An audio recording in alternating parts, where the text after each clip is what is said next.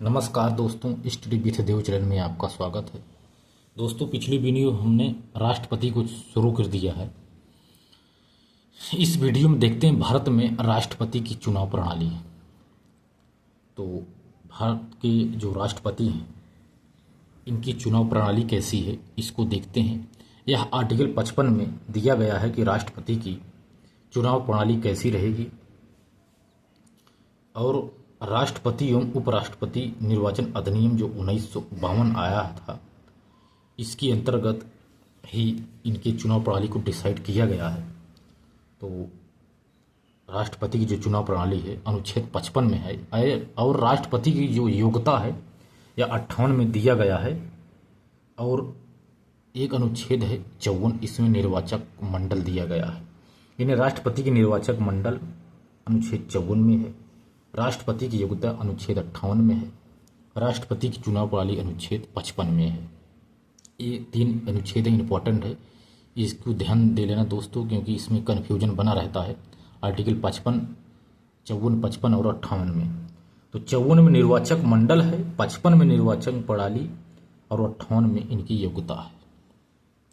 तो आइए देखते हैं चुनाव प्रणाली, राष्ट्रपति की चुनाव प्रणाली कैसी है। तो चुनाव प्रणाली में देखें तो इनका चुनाव अप्रत्यक्ष चुनाव होगा। इसका कारण है कि खर्च कम होगा इससे और संसदीय के प्रणाली के अनुकूल है, क्योंकि यह नाम मात्र की कार्यपालिका होती है, इसलिए संसद की प्रणाली के अनुकूलता है। खर्च इसमें कम आता है, इसलिए राष्ट्रपति का चुनाव जो है ये अप्रत्यक्ष होता है, क्योंकि वास्तविक शक्ति प्रधानमंत्री में निहित होती है। इसके बाद आनुपातिक प्रतिनिधित्व के आधार पर भी इनका चुनाव होता है। जैसे एकल संक्रमणी मत प्रणाली द्वारा गुप्त मतदान होगा इनका, यानी इनका मतदान गुप्त होता है, अप्रत्यक्ष होता है, एकल संक्रमणी मत द्वारा होता है। इसके बाद आनुपातिक प्रतिनिधित्व की यदि बात की जाए तो आनुपातिक प्रतिनिधित्व क्या है इनका, जो एकल संक्रमणी मत प्रणाली है, क्योंकि अनुपातिक प्रतिनिधित्व के आधार पर इनका होता है चुनाव प्रणाली। तो अनुपातिक प्रतिनिधित्व मतलब जैसे यदि 100 सीट है, 100 सीट है और 3 दल हैं ए, बी और सी। 100 सीटों पर 3 लोग चुनाव में लड़ते हैं। तो जो अनुपातिक प्रतिनिधित्व है, ए को मिलता है 60%, बी को मिलता है 30% और सी को मिलता है 10%। तो इसका मतलब जो 60% वाला है यही जीता है। यही अनुपातिक प्रतिनिधित्व, अनुपात के हिसाब से ही सीटों पर चुनाव होता है। इसके बाद समरूपता एवं समतुल्यता का सिद्धांत भी इसमें दिया गया है। अनुपातिक प्रतिनिधित्व में समरूपता एवं समतुल्यता का सिद्धांत भी इस पर लागू होता है। कि इनका सिद्धांत कैसे लागू होता है, तो जैसे विभिन्न राज्यों के जो प्रतिनिधित्व हैं इनका मतमूल्य लिया जाता है, गणना में इनकी एक रूपता देखी जाती है। एक समान प्रक्रिया के द्वारा गणना में इनकी एक रूपता की जाती है जो विभिन्न राज्यों के प्रतिनिधित्व हैं। अनुपातिक प्रतिनिधित्व में जब समतुल्यता, जैसे सभी सांसदों का कुल मत मूल्य लेते हैं, सभी विधायकों के कुल मत मूल्य के बराबर। समतुल्यता का मतलब है कि सभी सांसदों का मत मूल्य और सभी विधायकों का मत मूल्य के बराबर हैं दोनों, इसीलिए इसको समतुल्यता कहा गया। दोनों को समतुल्य यदि समझा जाता है तो देखो विधायकों की जो मत मूल्य की गणना कैसे की जाती है, दोनों को समतुल्यता प्रदान करने के बाद विधायकों के मत मूल्य की गणना की जाती है। तो विधायक का मत मूल्य बराबर जो विधायक हैं इनका मत मूल्य बराबर प्रदेश की कुल जनसंख्या बटे निर्वाचित विधायकों की संख्या। तो विधायक का मत मूल्य कितना है, हर स्टेट का जो विधायक हैं उनका मत मूल्य तथा प्रदेश की जो कुल जनसंख्या है और निर्वाचित विधायकों की संख्या गुणे 1/100। इसके बाद इनका मत मूल्य, यानी फॉर एग्जाम्पल, यानी विधायकों की कुछ भी हो तो इसको, यानी प्रदेश की कुल जनसंख्या मान लीजिए 1 लाख है और विधायक 100 है, गुणे 1/1000, तो 3 2 5 कट गया, यानी 1 निकल गया। यानी विधायक का मत मूल्य बराबर, यानी एक विधायक का मत मूल्य 1 हुआ, फॉर एग्जाम्पल। अब सांसदों का मत मूल्य कैसे निकालते हैं? सभी राज्यों के विधायकों का कुल मत मूल्य, उसके बाद निर्वाचित सांसदों की संख्या गुणे 1/1000, 1/1000, 1/1000। इस तरह से इसका भी मत मूल्य निकल जाता है सांसदों का। तो जो आनुपातिक प्रतिनिधित्व है समरूपता एवं समतुल्यता का सिद्धांत देखता है। तो समरूपता का मतलब है विभिन्न राज्यों के प्रतिनिधित्व का मत मूल्य गणना में एक रूपता, एक समान की प्रक्रिया की जाती है, तथा समतुल्यता मतलब सभी सांसदों का कुल मत मूल्य तथा सभी विधायकों के मत मूल्य के बराबर होंगे। ये समरूपता एवं समतुल्यता का सिद्धांत यही कहता है। विधायकों का हमने मत मूल्य निकाला तथा सांसदों का मत मूल्य कैसे निकाला, इसको हमने देखा। इसके बाद देखते हैं एकल संक्रमणी मत प्रणाली क्या है, इसको भी देख लेते हैं। एकल संक्रमणी मत प्रणाली, तो यानी एकल संक्रमणी मत प्रणाली की चर्चा करें तो न्यूनतम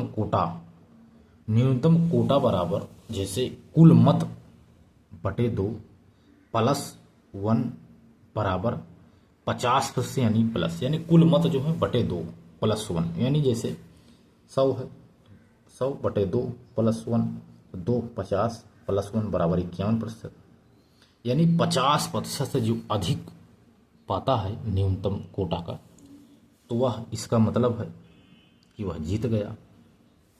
तो यदि मतदान बैलेट पेपर पर मतदान इनका होता है, क्योंकि राष्ट्रपति का जो चुनाव है बैलेट पेपर पर होता है। तो देखते हैं वोटों का जो वरीयता क्रम कैसे निर्धारण किया जाता है। मान लीजिए ABCD 4 लोग हैं, 4 उम्मीदवार हैं राष्ट्रपति चुनाव के लिए, 4 लोग उम्मीदवार हैं। C को सबसे ज़्यादा वोट मिलता है, ए को 4, B को 2, C को 1, D को 3। वरीयता क्रम में देखा जाए तो यदि हम कहते हैं हमको सबसे ज़्यादा कौन पसंद है, तो हमने बताया C को हम पहला वोट करते हैं कि C को राष्ट्रपति होना चाहिए। यदि इसको नहीं कहा गया तो वरीयता क्रम तो हम B को मान लेंगे, B नहीं तो D, नहीं तो फिर A भाई, लेकिन पहला हमारी वरीयता यही है कि C को राष्ट्रपति बनाया जाए। तो वरीयता क्रम में मतगणना का प्रथम चक्र होता है। यदि C को बहुमत मिल जाता है तो राष्ट्रपति घोषित हो जाता है, यदि नहीं मिलता है तो वरीयता क्रम के आधार पर A को 40 + 4, इनको 40 + 4 बराबर 44 हो गया।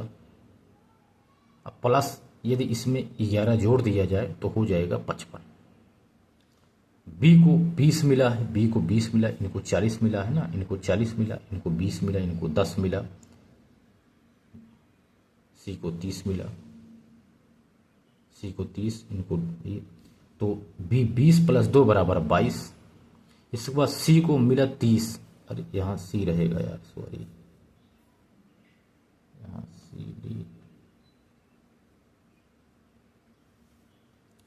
C को 30 मिला, 30 + 4 बराबर 34 + 11 बराबर 45।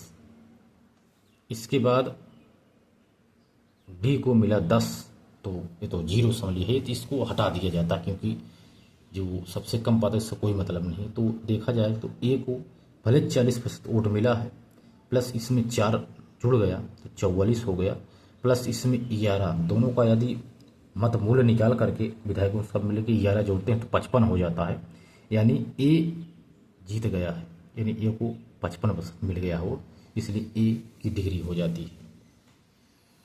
तो वरीयता क्रम के बाद हमने, क्योंकि वोट का जब हमने निर्धारण किया तो A 50% से आगे है, इसलिए इनको मिल गया। यदि न्यूनतम कोटा नहीं मिला है तो सेकेंड चक्र की मतगणना होती है, नहीं तो अभी तक हुआ नहीं है, एक ही बार में हो जाता है। द्वितीय चक्र की गणना न्यूनतम मत पाने वाले उम्मीदवार को बाहर कर देते हैं तथा उसके बैलेट में सेकेंड वरीयता के आधार पर वोट अन्य में डाल दिए जाते हैं। यह प्रक्रिया न्यूनतम कोटा तक चलती रहती है। भारत में ऐसा एक बार हुआ है जो दूसरे चक्र की मतगणना की गई थी, नहीं तो ऐसा अभी हुआ नहीं है। तो हमने एकल संक्रमण मत प्रणाली को देख ली है दोस्तों, आपके लिए होमवर्क है, आप इसका जवाब कमेंट में दोस्तों ज़रूर देना। सीरियस यदि आप पढ़ाई कर रहे हो पीसीएस और एआरओ के लिए, आपको इस क्वेश्चन का आंसर आपको देना है कमेंट बॉक्स में हर हालत में। प्रश्न पहला है, अपने प्रदेश के विधायकों का मत मूल्य क्या है? इसको आप बताइए। जिस प्रदेश से आप बिलोंग करते हो, जिस प्रदेश के हो, जिस स्टेट के हो, वहाँ के विधायकों का मत मूल्य क्या है? आप इसको अपने यहाँ चेक करके गूगल से हमको बताइए।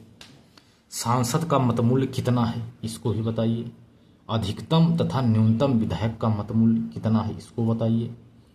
किन प्रदेशों का मत मूल्य बराबर है विधायकों का? इसको आप हमको बताइए। किन प्रदेश के जो विधायक हैं, किन किन प्रदेश की, उन जिसका मत मूल्य बराबर है, आप इसको भी कमेंट बॉक्स में बताइए। ये इम्पोर्टेंट क्वेश्चन है दोस्तों, आप इसका जवाब कमेंट बॉक्स में दीजिए ज़रूर से ज़रूर। तो दोस्तों मिलते हैं और बेहतरीन क्लास में, तब तक के लिए धन्यवाद।